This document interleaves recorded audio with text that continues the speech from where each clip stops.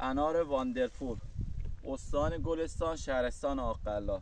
کیفیت انار واندرفول نگاه کنید. باردهی، سال سوم برداشت، سال سوم کاشته. کیفیت انار نگاه کنید، 700 به بالا، نزدیک 1 کیلو وزن داره. ببینید کیفیت کارو، باردهیش نگاه کنید.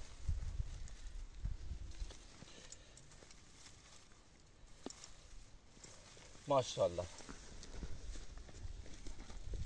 رنگدهیش نگاه کنید، رنگا فقط پوست رنگش نگاه کنید.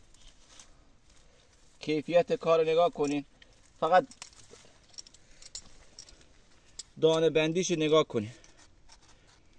الان 20 روز دیگه سیاه زغالی میشه دونه ها. پوست کلوف تجاری، دونه قرمز پررنگ، پوست قرمز پررنگ.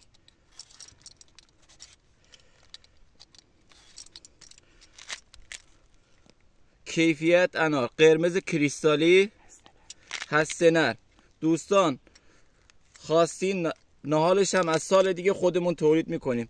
هر کی خواست شماره میذارم، تماس بگیرین.